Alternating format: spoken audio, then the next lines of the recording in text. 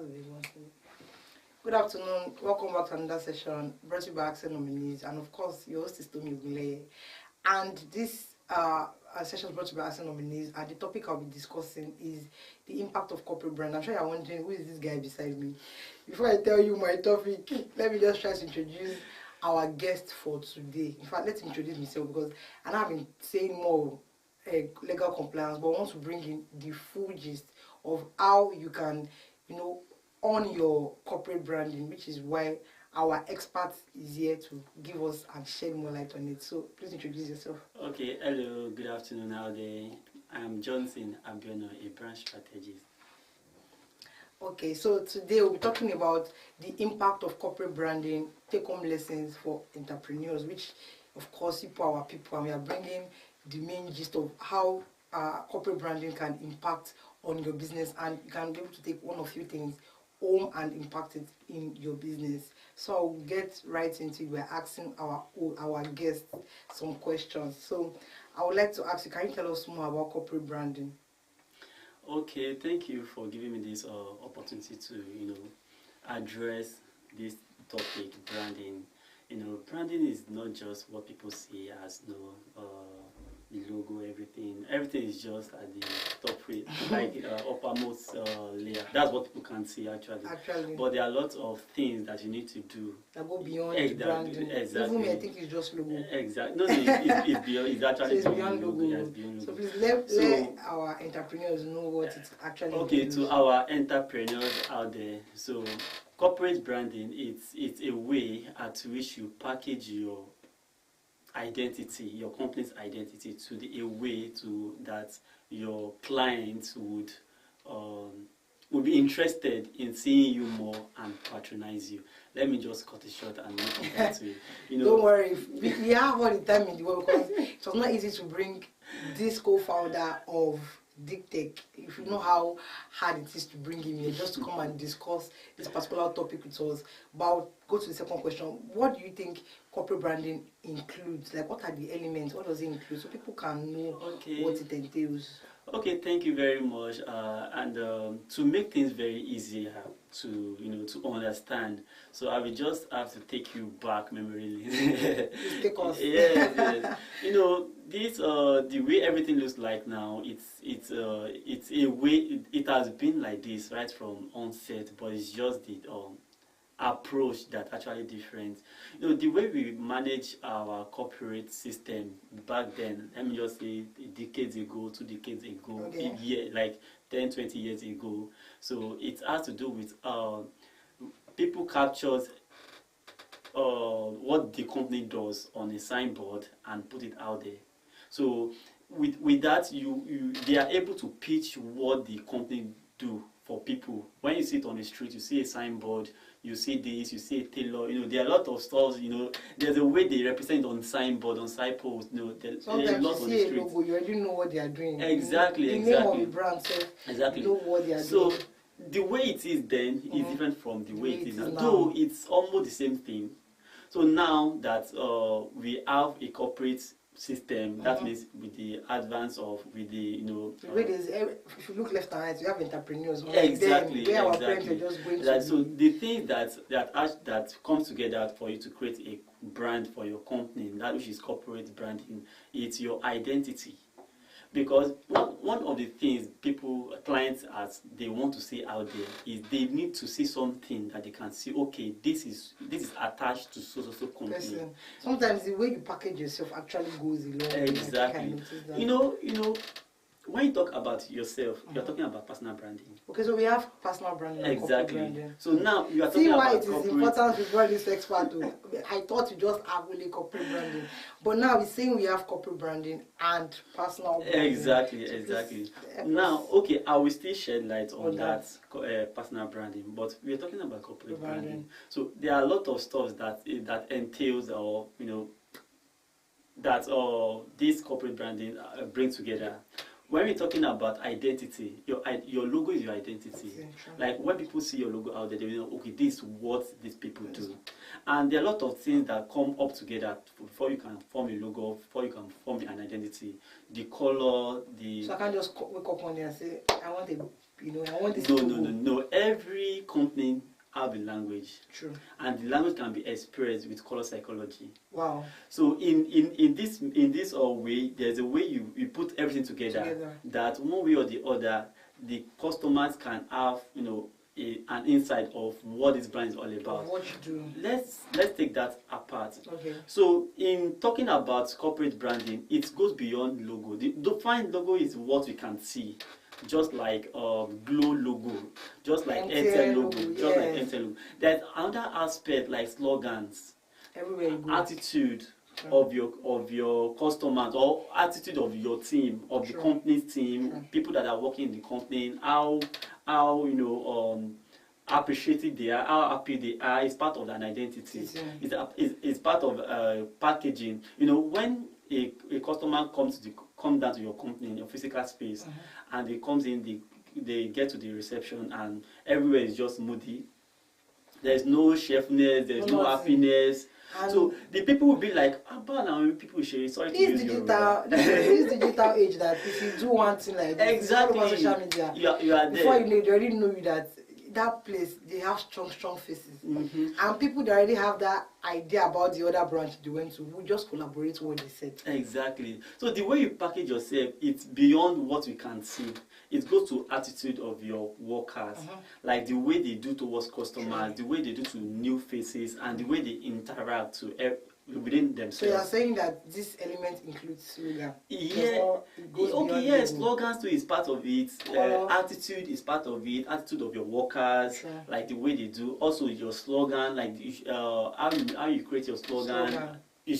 How catchy it is. Sometimes some slogans are not catchy that you don't even want. In fact, if you sleep today and wake up, you don't know what.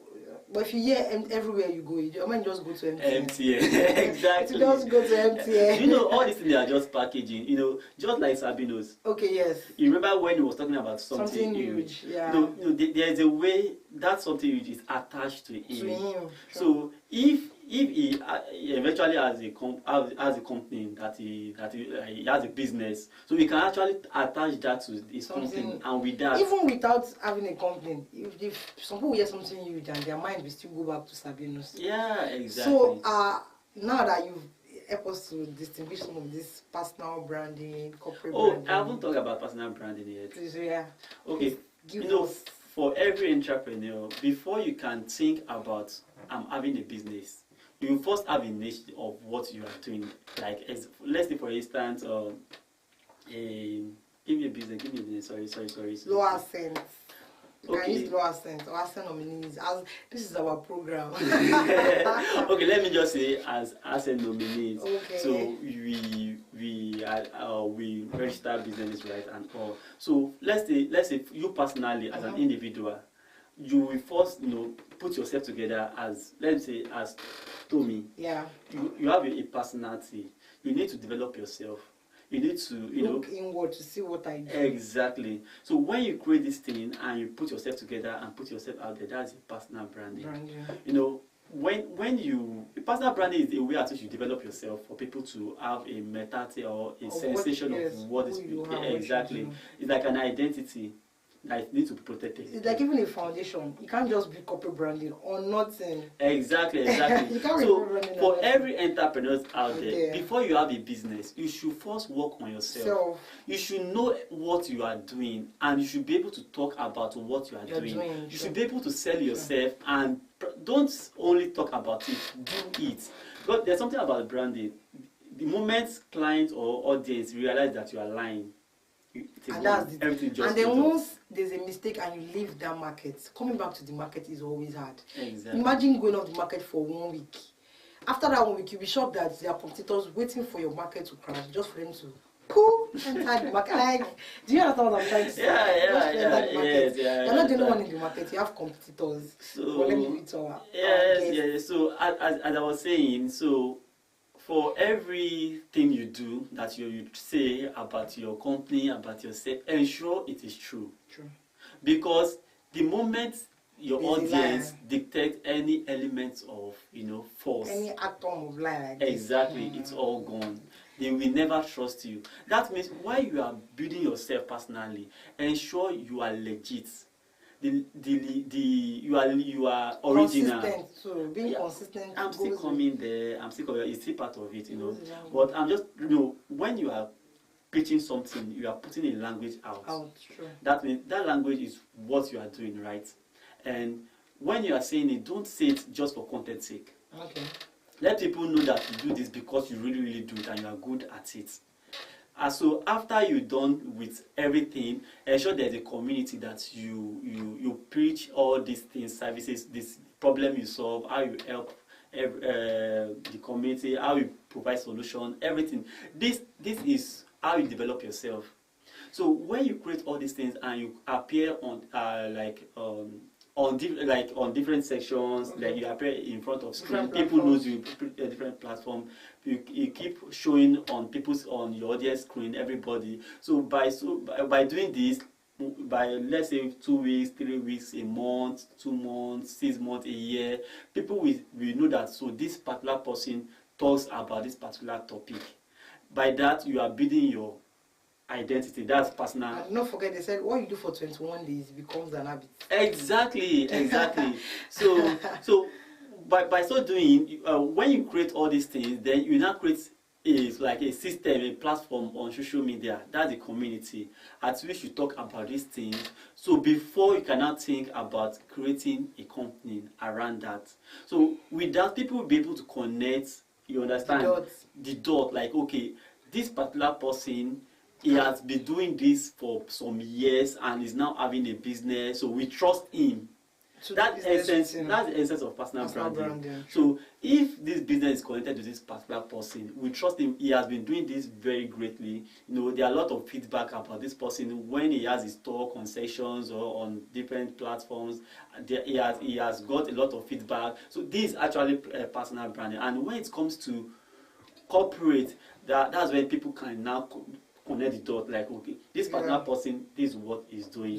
So it helps for the entrepreneur. Before you can have a business, ensure you develop yourself very well. Let people know what you do, what you stand for, and the quality you can, and your value, yes.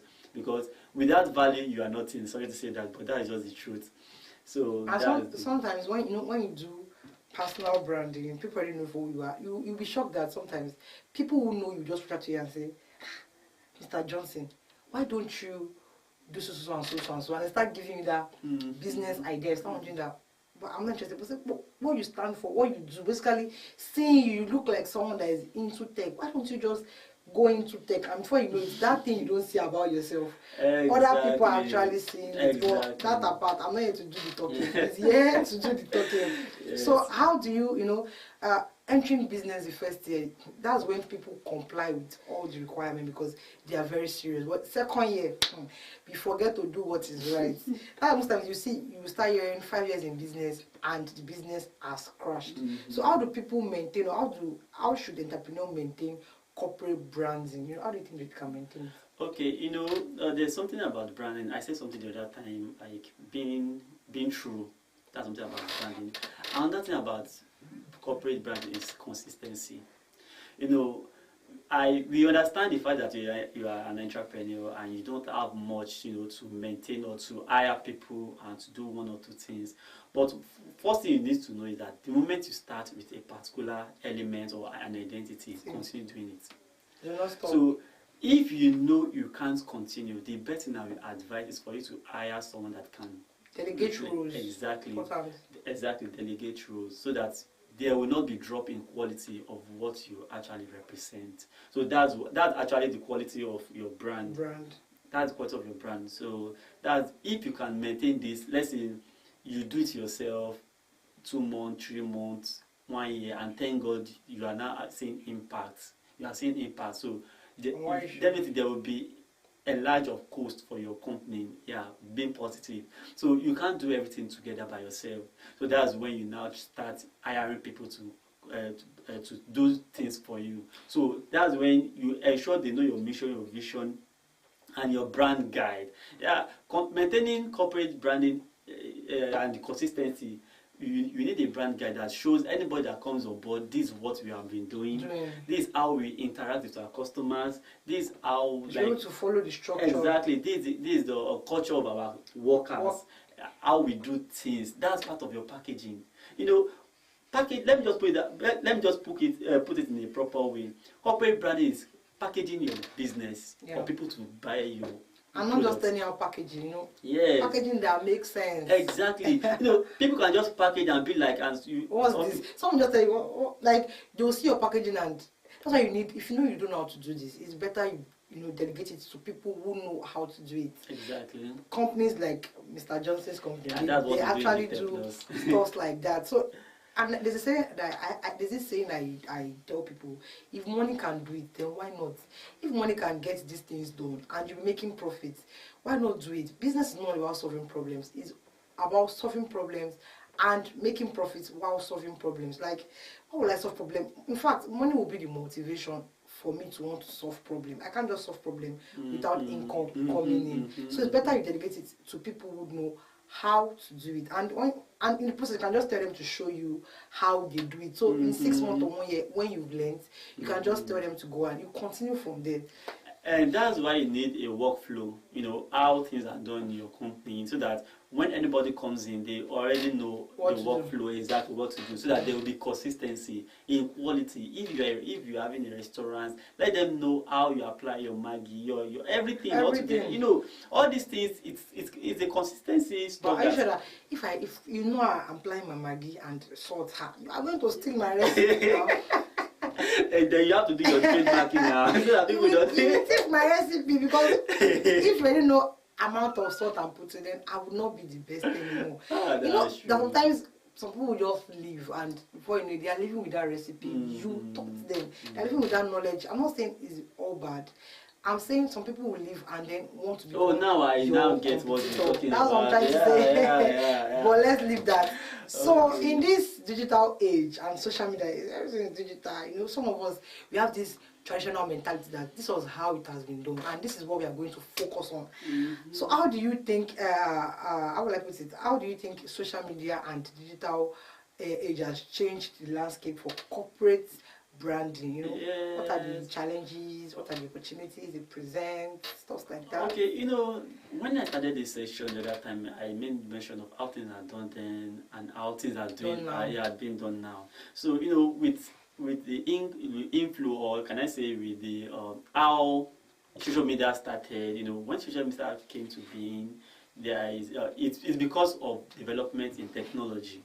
So, and with the way everything's are going, you know, the user experience shows that, you know, people are now glued to their phone. If you are not with your phone, you'll be with your iPad. I'm with my phone. Everybody is now looking at their phone.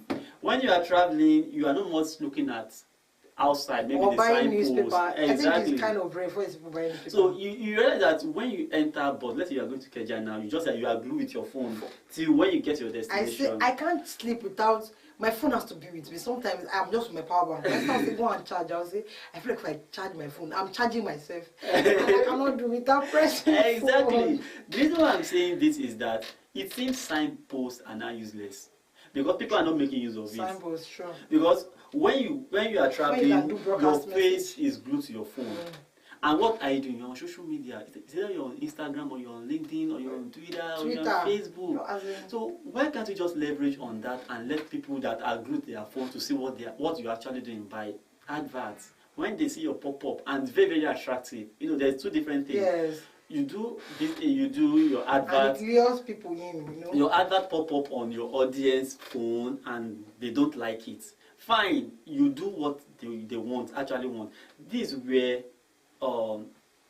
corporate branding, the proper corporate branding comes in. But if you don't brand your company very well, and the advert pop up, fine, they can see what you are doing, but they might not be attracted to take a step of clicking, because you are not. Exactly, because it's not attractive. Being attractive is a part of quality at which your corporate branding should possess. Should render to people. Not just ordinary corporate like branding. It should be very attractive, good, and, you know, communicating.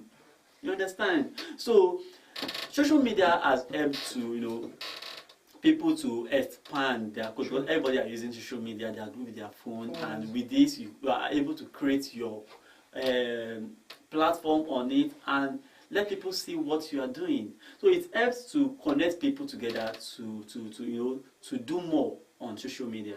So, what do you think that the challenges are? You know, do I know digital is about being open-minded. You know, you have to be open-minded for the trend and everything. But do you think we need to just jump into every trend? No, you can't just jump into any trend, bro. Because you know, when I was talking, I talked about consistency. So when there is a trend that is going on social media, you should find a way at which you can blend in. Don't forget that you are maintaining a packaging. True. So because of trend, if you let go of your packaging, there's no more consistency, believe me. So one way or the other, that's why you have creative team.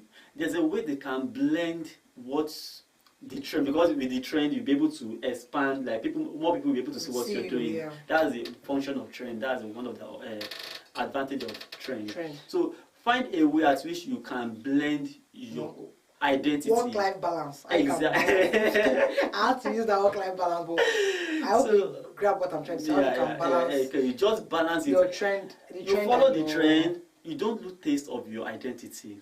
That's where it comes in. So you follow the trend, you blend the trend and your identity together so that you can pass the message. Exactly. Exactly. See wisdom, see wisdom. But I hope you guys are actually enjoying this session. If you are, please kindly drop a comment in the comment section. And if you have a question, drop it in the comment section. Our expert here is going to answer. Okay. So I know sometimes we can't see the future.